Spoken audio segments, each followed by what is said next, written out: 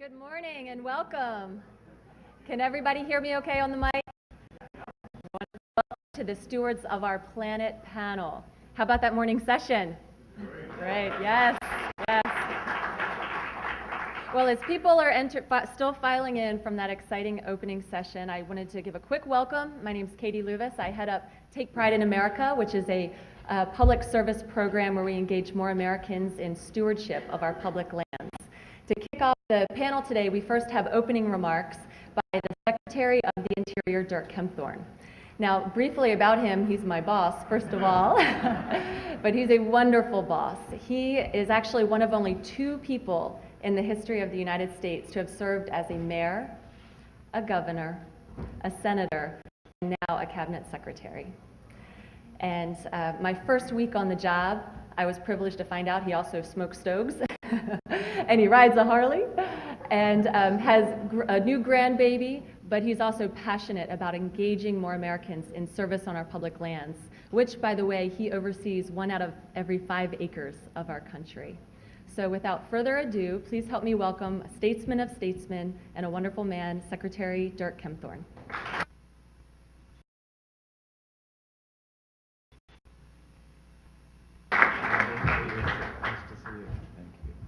Katie, thanks so much. I don't know if I heard her correct. Did I smoke something? Did you say smoke stoves? I don't know what that is. Yeah, I'm going to abbreviate a bit of what I said. As I listened to the morning session, I listened to some of the most articulate speakers. Now, the First Lady, we know, is articulate. She has great passion, and she is just tremendous. She is a First Lady in every sense of the word. Let me say that as I listened to this young man, Leon McLean, and what he said, my goodness, there's a young man that has a future for not only himself, but for a lot of people. And then when I listened to another young man who talked about the fact that he wanted to be a hero and not a hoodlum, the fact that he wants to take what used to be 100,000 young people in the woods, and now he wants to put 1 million in the woods, including the hoods. I mean, I heard some very, very powerful things there. And the CCC, the young man who spoke about his efforts, you know, the CCC, I believe it was last year, turned 75. And then Liz, who founded the Student Conservation Association, the SCA, that all came about from the CCC. So we're seeing that all of this, and you talk about planting an idea. So let me suggest to you the concept of planting an idea. When I was a 9th grader, we had to do an occupation notebook. And so you had to identify 3 things that you might like to be, and gather all the data, and then you submit it and you get a grade. So I had 3 things. One was a forest ranger. Another one was a police officer. And then this funny thing called public service. So as a 9th grader, I wrote to a U.S. senator that I'd never met, but I had great respect for as a little kid. I wrote to this Senator Robert F. Kennedy. And I received back one of the truly great letters, which I still have. So I didn't become a forest ranger, didn't become a cop. I went into public service. Your father quoted Lord Tweedsmuir and about the nobility of serving, and talked about his family's commitment and encouragement to serve. So a seed was planted in a little 9th grader, and it's an honor to stand next to you here today.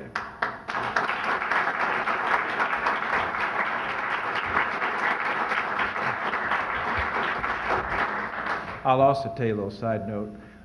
When President Bush asked me to serve as Secretary of the Interior, and it was announced, the first U.S. Senator to call me to congratulate me and to say, Dirk, I'm so excited, what can I do to help get you confirmed, was Ted Kennedy. We were partners, and we shared the balcony in the Russell Building. So there's a lot of good bipartisanship in this good country of ours. And I think that's what I heard today were just some outstanding things that were being said. When I talked to Alex about what he's doing in Los Angeles and about the Youth Corps and Sally and where is Sally? Anyway, all the things that are taking place. You're making a difference. You're saving lives. There was a young man that I met, Chad Pregrocki.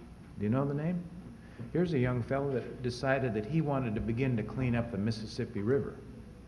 And so he started as one kid, but he began to get others who wanted to join in. And then finally he thought, well, I better get some corporate sponsors. I don't know how many barges Chad has today, but it's a major operation. He's cleaned up the entire Mississippi River, and he's come to the Potomac, and he's come to major river systems in America. So I asked one of the corporate CEOs of one of the major corporations, what is it about this Chad that caused you to write out a check for a few $1,000s? I mean, it was significant. And he said, I'll tell you, even though this kid came in with bib overalls and long hair and looked a little scruffy, I still can recognize passion. And I knew this kid had it. Were you the speaker? Man, I was impressed with you. So, see, all of you that spoke this morning have thrown my speech off. Because I know when I'm in the presence of greatness, and I thought, what's my value added? So I was very impressed with what you said. I hope I've quoted you accurately. But then with Chad, same thing. Here's a kid that had passion. Now he has a corporation, you see. So these are the great things that are taking place. If there's a value added that I could put into this, as Secretary of the Interior, and as Katie, who's doing such a great job for us, has said, 1 out of 5 acres, and so we have all the National Park Service, we have the wildlife refuges. Bob Stanton, who used to be the director and is still so involved with all of the great things in this country. But volunteerism is so powerful. President Bush recommended to Congress for this year's budget, which is now in place, it's been enacted, but it's the reality that we added 3,000 park rangers in the parks this year. It reverses a 10-year decline. Okay? So that's significant. We need to step up. So you see those icons of the green and the gray. But here's the other thing that I'd just point out to you, and that is, for example, more than 200,000 people volunteered nearly 7 million hours at our national parks and national wildlife refuges. Okay? 7 million hours by volunteers. That is equivalent to the 3,000 park rangers we added. You just doubled the enormity of this through volunteerism that's taking place.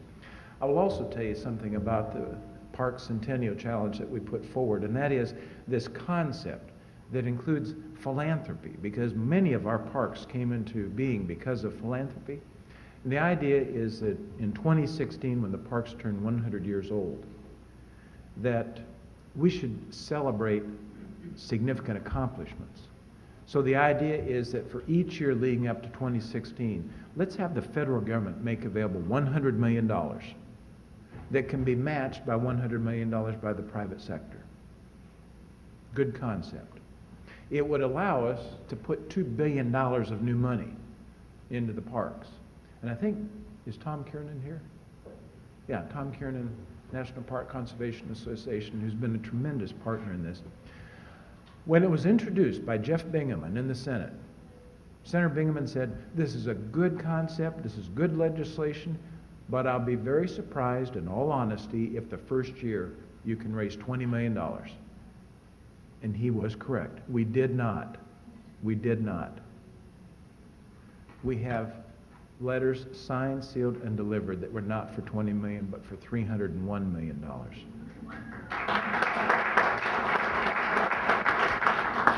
See, and that's only the beginning. That's only the beginning. It just shows you what's out there by people who care and want to do things.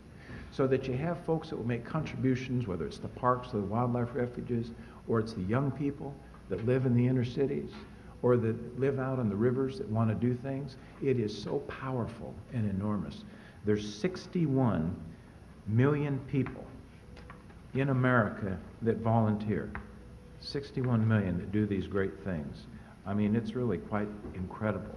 I wanted to give you this note, and that is that there's a new term that's been coined, which is voluntourism. Voluntourism. And David Clemens really coined this phrase. But the idea is that people are willing to utilize their vacations to go out and make a difference. So you go to davidclemens.org.com, you'll find this. But when you consider this, we have new data from the Corporation for National and Community Service shows that last year more than 3.7 million Americans traveled 120 miles on average from their homes to volunteer. And I'd like to acknowledge and thank David Eisner for his leadership in promoting voluntourism and volunteerism. David, you're just a champion.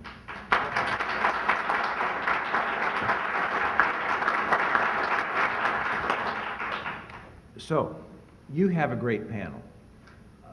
We had great speakers this morning that I can't outshine. But I will just tell you something. The power that is in this room and the aspect of this. We want to make a difference, every one of us. None of us would be here if we didn't believe that. And let me talk for a moment about the little ones, the youngest, because it's been suggested that the Center for Disease Control, that there's an onslaught of illnesses that is going to hit this young generation. Type 2 diabetes, which is adult diabetes, is now occurring routinely in 6-year-old children. Little kids are being diagnosed with high blood pressure and given medication. It's because they've become sedentary, you see. We need to get them outdoors. I just did a beautiful public service announcement with the Jonas Brothers. And I think Coca-Cola is going to put this in all the movie screens across America, where the Jonas Brothers have this message of get outdoors, it's yours. Pretty cool. I mean, they're hot property. I'm going to be hot.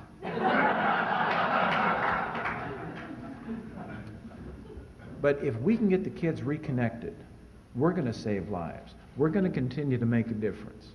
And when you take these little kids and they plant a seed, as we do with First Bloom, and they see what happens, the power of pushing up, and suddenly you have a plant or you have vegetables, etc.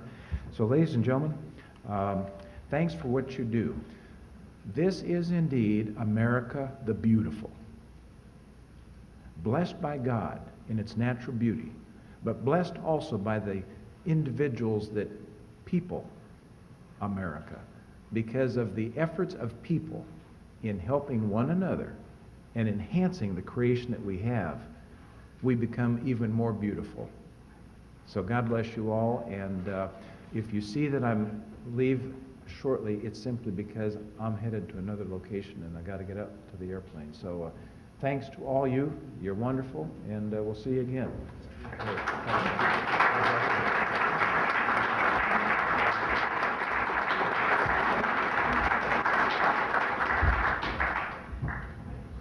Thank you, Secretary Kempthorne. For those of you who may know Kelly Caffarelli, the president of the Home Depot Foundation, you'll know that I'm not her. But I am Katie Elder, the Senior Manager of Community Affairs with the Home Depot Foundation, and I'm here to represent and to moderate this esteemed group of panelists.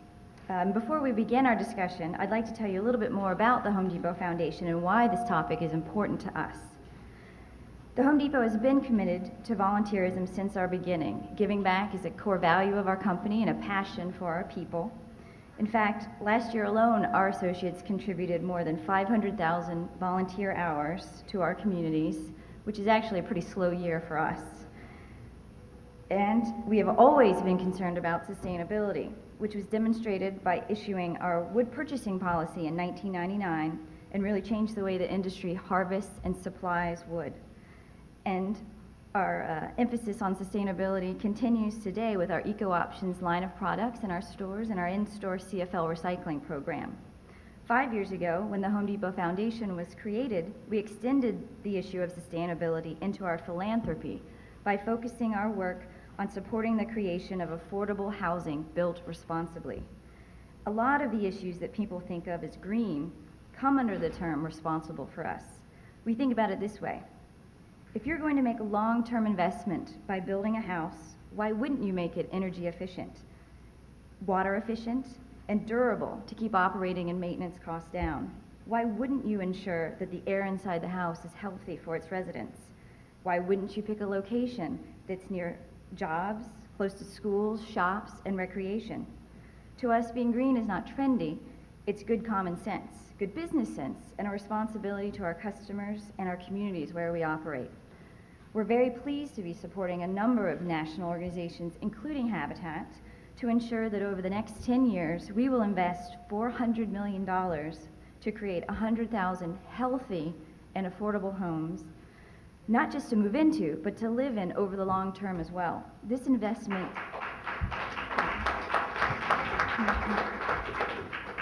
investment continues past the lot line of a home and into the community.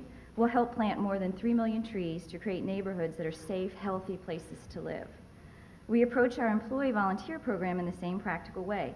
If we're working to help a community, why wouldn't we think about the long-term impact of our work and ensure that what we are doing, that we are doing it in a way that is environmentally responsible? If volunteers need materials for their service projects, why wouldn't you select products that are healthier for volunteers to work with?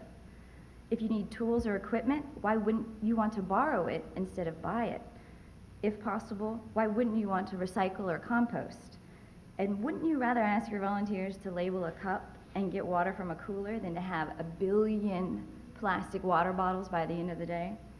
With that said, we're extremely excited today to be making an announcement with one of our long-standing national partners, Kaboom. We've worked with them for more than 12 years and have built more than 650 playgrounds and refurbished hundreds more so kids have safe, healthy places to play.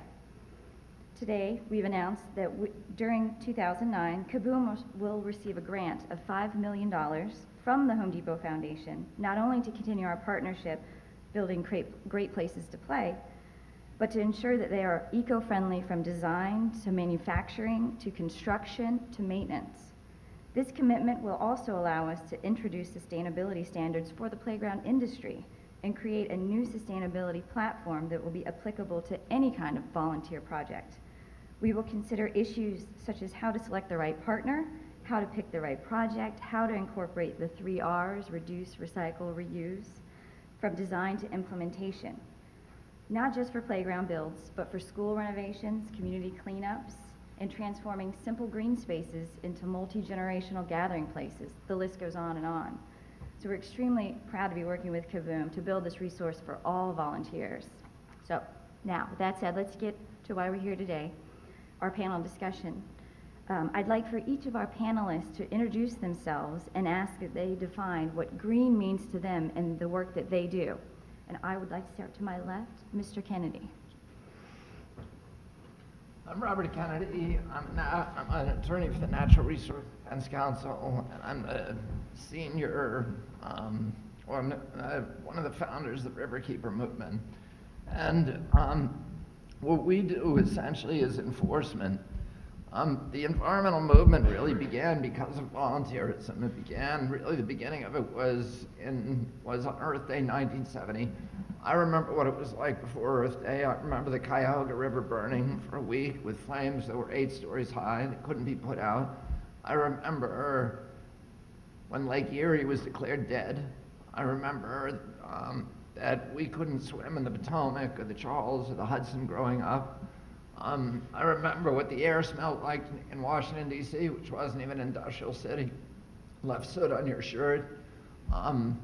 Thousands of Americans were dying every year during smog events. This is something that a lot of the people don't remember today. I was a falconer from when I was a little boy, training hawks, and I used to go to the White House with my father It was a pair of Eastern and Adams peregrine falcons nesting on the roof of the old post office building in Washington, D.C. The most spectacular predatory bird in North America. Could fly 240 miles an hour. It was salmon pink and had a beautiful white coverlet on its cere. And I could watch them come off the roof of the post office and fly at those speeds down Pennsylvania Avenue and pick pigeons out of the air 40 feet above the heads of the pedestrians in front of the White House and then fly them back to the cupola of the post office. That bird went extinct in 1963 because of DDT poisoning, the same year that my uncle was killed.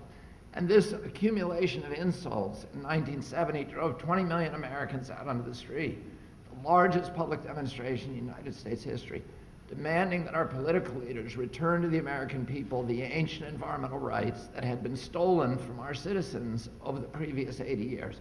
The political system responded, Republicans and Democrats got together, Nixon signed, we passed 28 major environmental laws over the next 10 years because of volunteerism, because of people following their civic duty. Nixon created EPA and signed many of these laws into effect. It was a bipartisan effort. Each of those laws, Congress anticipated that these laws are sufficient to protect the United States and protect the environment against pollution. If they were actually enforced, if people complied with the laws, we wouldn't have pollution or environmental problems in our country. The problem is that they're not enforced, and Congress anticipated that that would happen, that powerful entities, the polluters or powerful entities within our society, would be able to capture the agencies that are supposed to regulate them and disable government enforcement against them. So in all of the environmental statutes, they included a provision called the citizen suit provision that gives citizens of this country this enormous power that when government fails to act to prosecute a polluter who is violating the law, that any citizen can step into the shoes of the United States attorney and prosecute that polluter themselves for penalties which go to the federal government and for injunctive relief, and that they can get their expenses and their attorney's fees at the end of that lawsuit. The groups that I belong to, the Riverkeeper movement, was started on the Hudson back in 1966 by a blue-collar coalition of commercial and recreational fishermen. Almost all of them were former Marines. They were combat veterans from World War II and Korea. They got together in an American Legion Hall, 300 of them in 1966, and they started talking about blowing up pipes on the Hudson because they saw that their livelihoods were being destroyed. We have one of the oldest commercial fisheries out here on the Hudson. It's 350 years old. Many of the people I represent come from families that have been fishing the river continuously since Dutch colonial times. And it's a traditional gear fishery. They use the same fishing methods that were taught by the Algonquin Indians to the original Dutch settlers of New Amsterdam. The Penn Central Railroad was vomiting oil from a 4.5-foot pipe in the Croton-Harmon rail yard. It blackened the beaches, it made the shad taste of diesel, so they couldn't be sold at the Fulton Fish Market. These men and women had gone to the government agencies that are supposed to protect Americans from pollution, and they were given the bum's rush. They were told, these are important people. Speaking of the Penn Central Board of Directors, we can't enforce the law against them.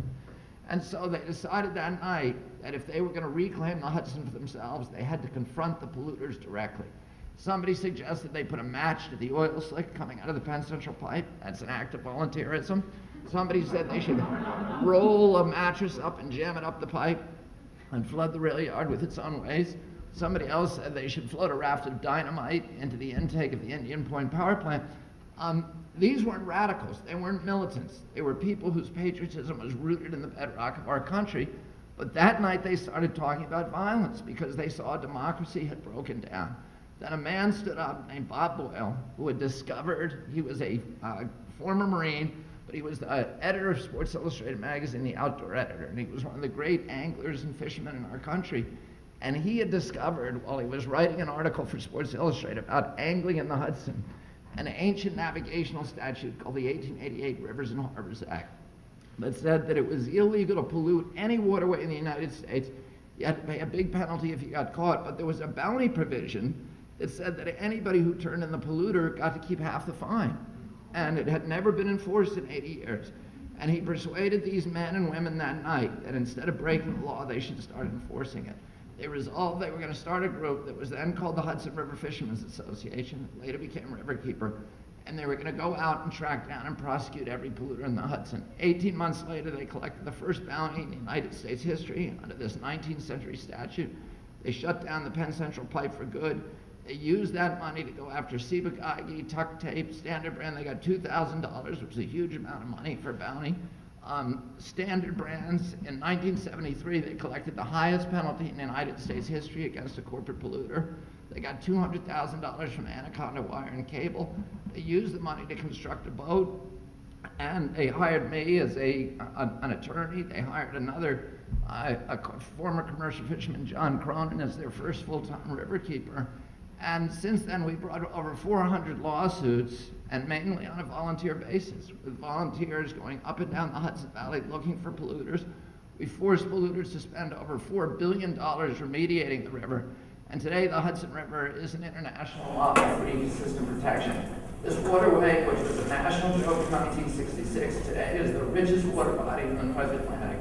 It produces more pounds of fish per acre, more biomass per gallon than any other waterway in the Atlantic north of the equator, and it's the last major river system left in the Atlantic Ocean that still has strong spawning stocks of all of its historical species of migratory fish. It's Noah's Ark, it's a species warehouse, it's the last refuge for many of these animals that are going extinct elsewhere. The miraculous resurrection of the Hudson has inspired now the creation of riverkeepers all across North America. We have 185 riverkeepers on almost all the major rivers. Each one is a patrol boat, a full-time riverkeeper, and each one sues polluters. We're an enforcement agency. We enforce the law when the government fails to do it. And I'll shut up and let Reverend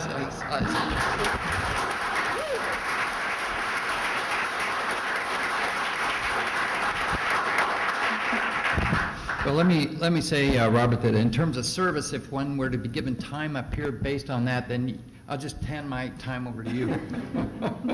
Well, I'll take just 1 minute because these other gentlemen have great service records too. I'm the newcomer. In fact, there are people who think evangelical environmental is an oxymoron. Why? Well, because of the lack of concern over the many, many years. And I have to explain things to them. Quickly, you deserve at least one, I won't call it a joke, but it goes like this. An evangelical, you can substitute whatever religious faith or environmental activism or whatever you want in terms of the story, but an evangelical, in my case, he's driving his Jeep Cherokee over hill and dale. He slams on the brakes, he walks over to the shepherd and he says, "If I can tell you how many sheep you have, can I have one?" And the shepherd is totally dumbstruck. He doesn't know what to think. He says, "Sure." So the American evangelical goes back into his Jeep Cherokee, gets on his laptop, goes to GPS called God's Positioning Satellite, and within a moment he has a ream of paper. He walks over to the shepherd and he says, "You have 1,638 sheep." Shepherd says, "That's totally amazing. How did you know? Go pick one out." He picks one out, he's driving away, and the shepherd walks up to his window, knocks on it and says, "Sir," he says, "if I can tell you what you do for a living, get my sheep back." And the man says, "Of course." The evangelical says, "Of course." He says, "Well, you are a consultant." He says, "How did you know?" He says, "We came into my world about which you know nothing. You provided answers to questions I've not asked. You leave out, you charge me a lot of money for it." And lastly, he says, "You don't know dilly squat." He said, "You took my sheep dog."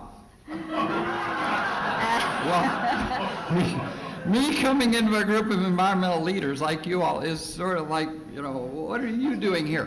Well, the truth of the matter is that the evangelicals have become America's newest environmentalists. We call it creation care. And Robert handed me the best verse. I learn one new every day. In this case, a Catholic telling an evangelical about the Bible, and that's a reversal. You're supposed to laugh. I didn't know the verse. Isaiah 24:4-6. The land lies polluted, defiled by its inhabitants, who have transgressed the laws, violated the ordinance, and broken the covenant. Therefore, a curse consumes the land, and its people burn for their guilt. You see, my story is a vision, yes, a vision of creation care. And frankly, that's what the leaders of the American Evangelical Movement have done in this document called For the Health of the Nation. A vision for creation care amongst our 50,000 churches and ultimately the 100 million people that say they're evangelicals. A vision, secondly, a strategy. A vision, you see, for caring for this earth in ways, serving and protecting. Because that's really what it is, as Robert has been instructing me up here, from Genesis to Revelation. You know, that's what the whole biblical teaching is. Every religious tradition teaches the same thing. But you can't have a vision without a strategy, because if you don't, you've simply had an hallucination. And so what is the strategy? The strategy is to bridge outward. And so next week I go to Colorado Springs. It's sort of Vatican West for us. You know, it's also pretty conservative.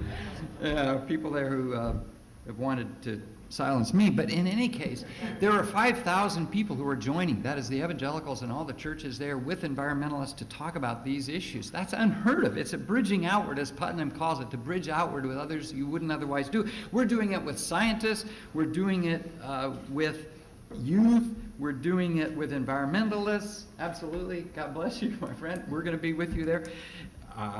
And why? Because it's part of this bridging outward. That's the strategy.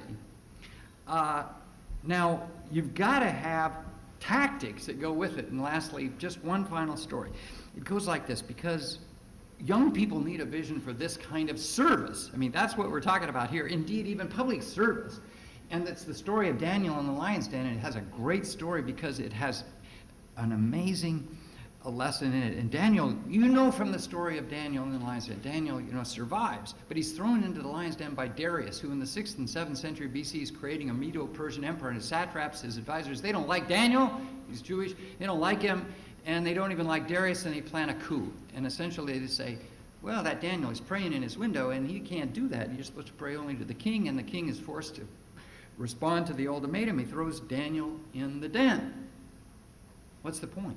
The point is really Darius, you see, like modern-day politicians and political leaders around the world, he has to choose an ethical choice here between saving the empire, in his case Medo-Persian, and his friend. Save the empire, save his friend. What did he do? Darius said, may your God whom you serve save you. But the fact of the matter is, politicians, many of them have told me over the years in Washington, that they are forced to choose, and many choose to save their friends at the expense of what is not the empire but the planet. We know this is real.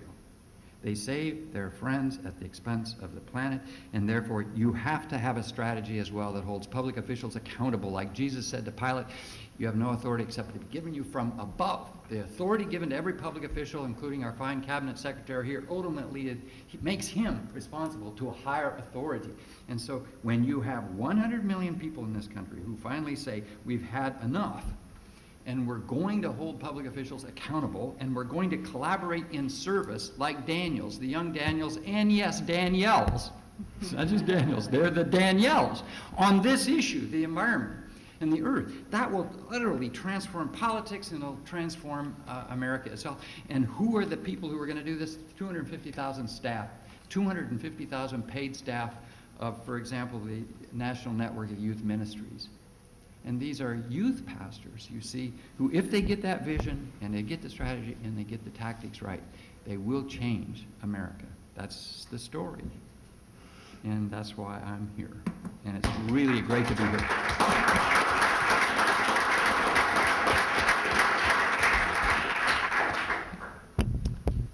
Thanks, Richard. I'm Jonathan Reckford with Habitat for Humanity, and delighted to be here. For those of you who don't know Habitat, we have started in 1976 and have helped over 300,000 families in 1,500 communities in the U.S. and about 90 countries around the world have a better place to live. And designed very much in a volunteer-centric way, where literally millions of people of all ages have come together sharing that vision with hardworking, low-income families who our only requirements is that they wouldn't otherwise be able to afford a better home, and that they are willing to truly partner, meaning put in sweat equity alongside the volunteers, and that they commit and are willing to pay a very low, no-profit mortgage, and those funds then recycle to help other families have that dream. Habitat has always focused on the idea of simple, decent, and affordable homes, and tied to that concept is the idea of being good stewards. And so all over the world we try to build with local renewable resources that are both low cost and effective for the families, and have tried here in the U.S. to be a leader in trying to lower the cost of home ownership for the families by being good environmental stewards in these homes. By definition, if you start with very small homes, that's actually a great thing for our planet.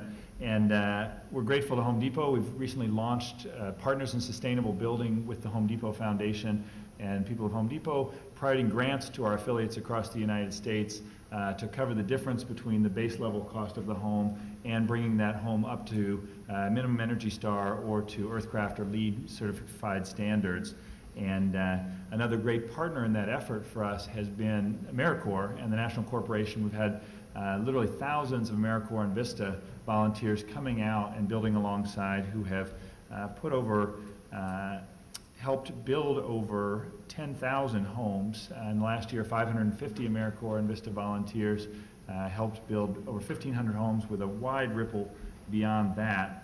And they've been a big part of this effort to green habitat. And we've had AmeriCorps members in North Carolina who have provided training, testing, and certification to our affiliates, resulting in green certified homes with guaranteed utility rates of $25 to $30 a month for families there. We've had a major reconstruction. We have almost 500 restores around the country, and AmeriCorps volunteers have gone out and helped deconstruct homes that are going to get torn down and fill landfills, and pull out and recycle and reuse those materials and resell to put them back into other homes.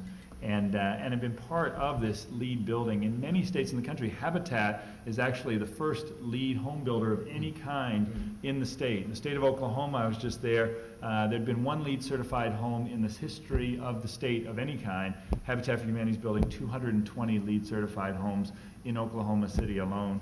And we're very excited about the potential to mobilize far more volunteers in this effort to not only build new homes, but repair and bring older homes up to standards of energy efficiency that are both good for our planet and good for these low-income families as well. So delighted to be here. Thank you.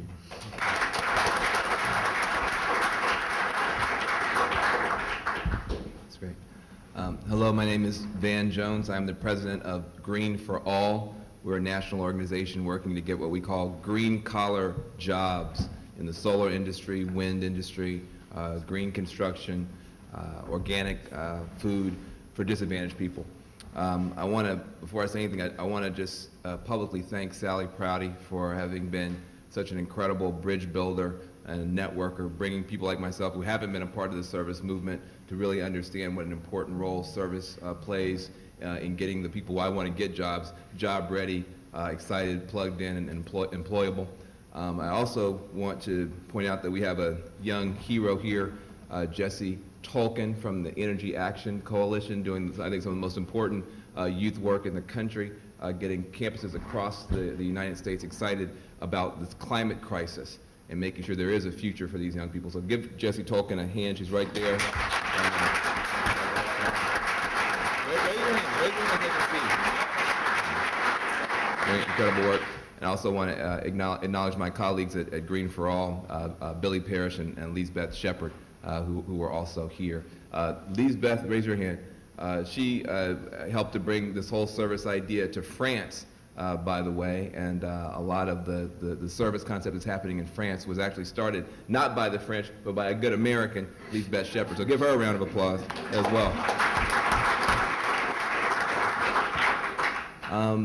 Having said all that, I'm excited to be here. This is a big deal for me. First of all, I got to see Barack Obama and John McCain yesterday. That was cool. And First Lady.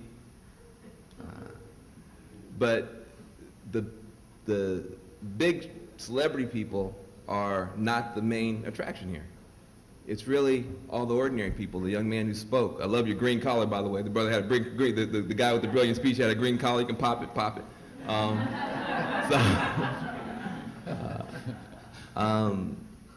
Something's happening. It's bipartisan. It crosses lines of class and color. It's dealing with issues of the people and the planet now. This movement is becoming an engine for hope and healing and change. And I'm excited that folks like myself, who mainly work on issues of poverty, trying to get people out of jail into jobs, can be included and brought in. Mr. Kennedy's leaving now, so I can brag on him once. Okay. He wrote the foreword for my book, which I can talk about later. But so I've got a passion that can only be met with a partnership between government, business, labor, and community folks like us. And my passion is that we would have a green economy in the United States. Respects the earth, moves us from being the leader in pollution to the leader in solutions, because we can do that in the United States. But a green economy that recognizes we don't have any throwaway species, as Mr. Kennedy said, no throwaway resources, but also no throwaway children or neighborhoods either.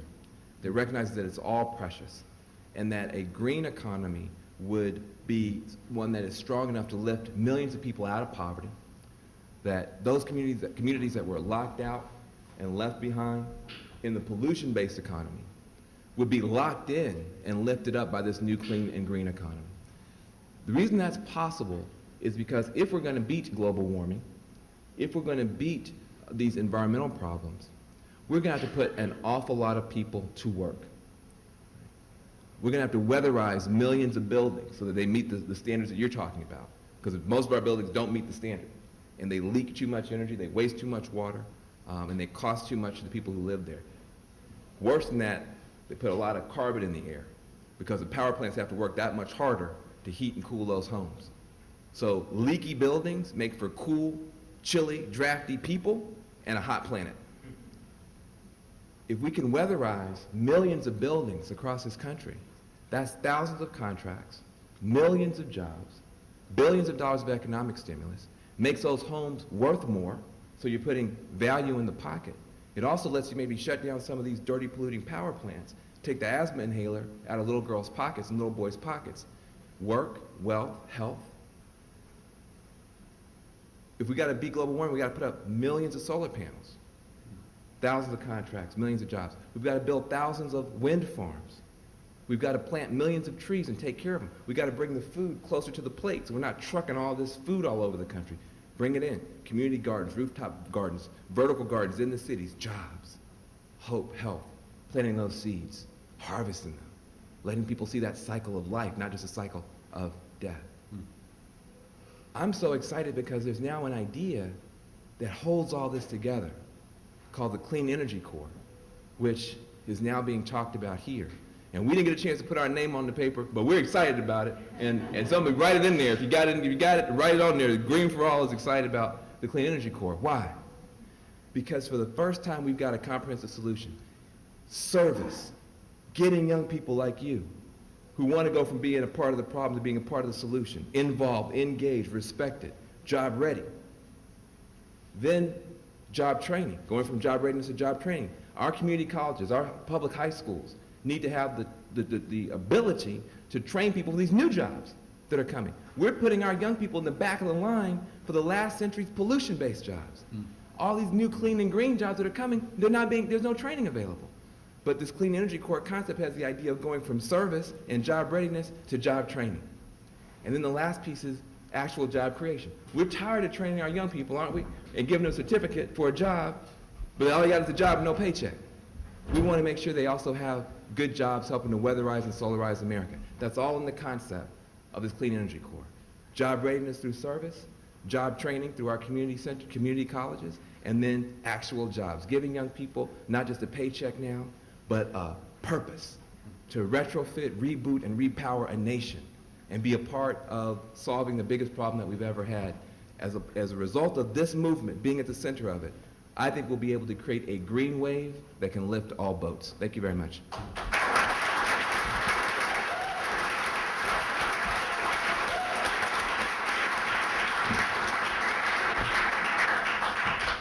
Good morning, everybody. My name is Alex Lopez. I'm the senior manager for the Los Angeles Conservation Corps. I've been with the Corps for just over 10 years.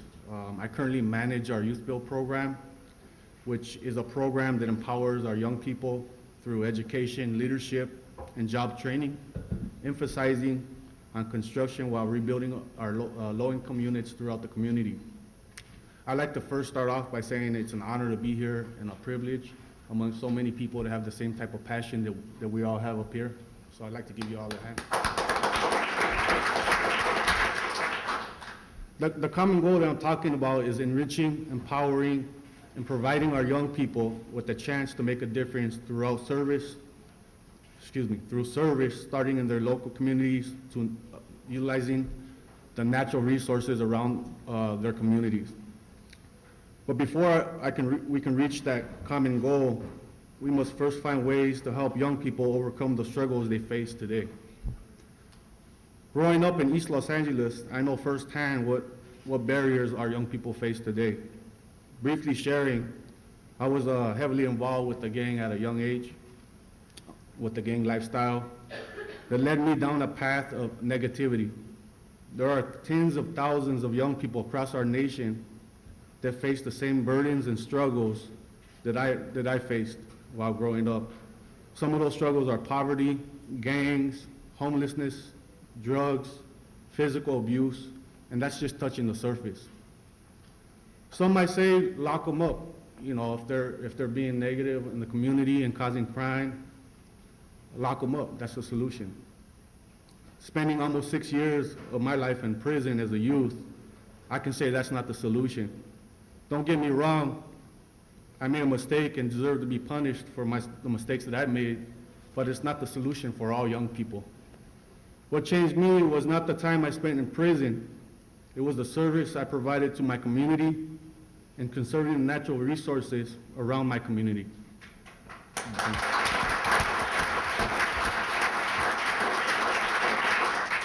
It's nonprofits like the Los Angeles Conservation Corps and the Youth Build programs across our nation that create change and provide service to our young people and our environment.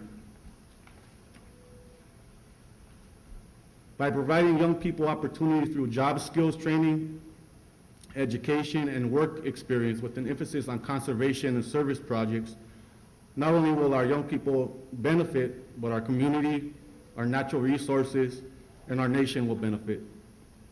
In closing, I'd like to say, I was a hardcore gang member. I grew up off the streets of East Los Angeles, and I'm just one story throughout the nation that all our other young people are facing today, the same type of story, whether it be abuse or getting involved with drugs or gangbanging or whatever it might be.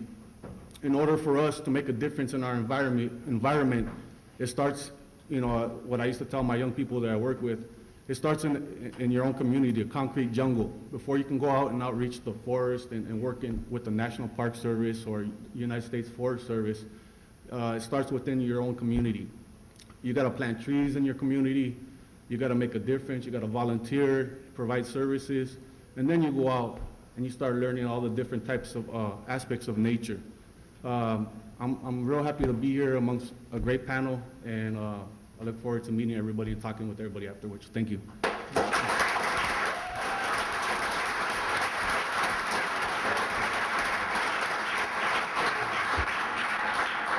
I hate to be the bearer of bad news, but we are about 5 minutes away from lunch starting and the next general session. So we've got several questions, and I know you guys probably have questions for these wonderful folks up here. And I'd like to invite you to ask a few now, if anyone has out there, please. Okay, my name is Dina Saxton. Born and raised in East Harlem, and I do represent Youth Build. I represent the first Youth Build organization in East Harlem, Active Programs and Home. What? I'm very much into the environment because we've been dealing with the environment for a very, very long time. I live in a housing project on 106 in Park, and what I see in these housing projects is how can we green? I know Majora Carter, which I love to death, is talking about greening the ghetto, which is in the South Bronx. But what about greening the ghetto in East Harlem? I see a lot of buildings that I think they can probably, prosper from green roofs and stuff in that nature. And then also, I do see a problem with our prison systems, where we do have young people going to jail, but yet are not learning real skills and getting messed up where they have to clean the park, not really understanding educationally why to do certain things within our, within the environment. So this question's for everyone. I just wanna have, what can I do where I can go back and speak to the politicians, mayor, or whatever, of how can we green our neighborhoods in New York City housing better, and how to eliminate a lot of people that's in prison and make them to do right in the environment. Great question. I just want to take a quick shot at it. 3 things. Number one, what you're dealing with is a failure of the system in terms of its ability to count and its ability to know what counts, all right? When we try to get training programs, they say we don't have enough money. You know, it would take $10,000 to train somebody right now, get them job ready, get them installing solar panels, for instance. It's like $10,000 is a lot of money. But if you don't train that person and they do something desperate and foolish, you'll spend $50,000, $60,000, $80,000 a year to lock them up, year after year. And then you got to deal with their kids who are being left behind. Then they're in foster care. You're going to spend $500,000 on this person as opposed to a small investment. So I think part of the thing is we have to change the way we think. The other piece of it is, though, a guy named Joel Rogers has a brilliant idea to work with utility companies to let people begin to weatherize these buildings and let people pay it off long-term on their utility bills. So you can put people to work right now, weatherize the buildings right now, bring energy bills down right now, but it gets paid off over a long horizon of time. That's a concrete idea that I would love to work with you on to help you bring to Harlem. Last thing is not just, quote unquote, the urban ghettos. Billy Parrish is here, who is working in Native American communities. He's one of the founders of Energy Action. He works with One Sky, he works with Green for All. There are people of all colors. There are people in the rural communities, there are people in urban communities who need some green solutions, who need some hope and who need some help. Let's work together to make sure that Harlem, Native American reservations, and everybody gets what we need. So thank you for your question. Let me take one shot at that too. Political involvement is really critical. If you look at what's happened to East Harlem, it's become a dumping ground for garbage, for industrial facilities, for highways, for obnoxious facilities that we didn't want to put elsewhere in New York City. You look at the North River Sewage Treatment Plant, which destroyed a really beautiful East Harlem community. That plant was originally supposed to be built at the 79th Street Boat Basin, which was the logical place to put it because that's where the drainage ends. But there were politically powerful people in that community who said, we don't want it here. They were able to pick up the phone and call the mayor's office. And so it got bounced up until it landed in Harlem, and that plant didn't work for 15 years. It just stunk up that community, and it created health problems and everything else. If you look at where the river parks are being reconstructed, it's not in East Harlem. Think of how that would enhance that community if the mayor, instead of putting all this money in enhancing it down on the Lower West Side, what if we were putting the same kind of resources into rehabilitating and connecting people back to the river? You have a wilderness right there in East Harlem, which is the Hudson River, which is loaded with fish, and it's a great recreational resource, but nobody can use it because there's no access to the river. You have a highway there. Why aren't there more bridges across the highway? Why isn't there more access plates? Another thing, the worst water in New York City is going to East Harlem. We had to sue the city to find out where the Croton water was going. There's 75 sewage treatment plants in the Croton system. The typical glass of Croton River water has 2% sewage effluent in it, and most of that sewage is very, very poorly treated. There's nothing between that sewage and people's homes in East Harlem except for some chlorination. There's no filtration. We sued the city. They said, we can't tell you where the bad water's going to because it's national security. On the steps of the courthouse, they finally gave me the map, and it's going to Hell's Kitchen, Lower East Side, East Harlem, West Harlem. The poorest area is the city. The good water from the Delaware system is going to the wealthier. In fact, when we got the maps, there was a little tiny like micro section of where it was light colored, which indicated it was Croton water, and it was on the east side. We had to get out the magnifying glass, and it was Gracie Mansion. So Gracie Mansion was getting the good water, but all the communities around it were getting the border. But if you look, this is happening nationally. 4 out of every 5 toxic waste dumps is in a black neighborhood in this country. The largest toxic waste dump in the country is in Meatla, Alabama, which is 85% black. The highest concentration of toxic waste dumps is the Lower East Side of Chicago. The highest concentration, the most contaminated zip code in California is East LA. And so these are the dumping grounds. It's really critical. You know, urban youth, African American youth, are much more likely to die today of a brain tumor than they are a bullet or gang violence. And people in these communities need to be conscious that the environment is their issue, it's their problem, and if they want to solve it, they need to be politically involved.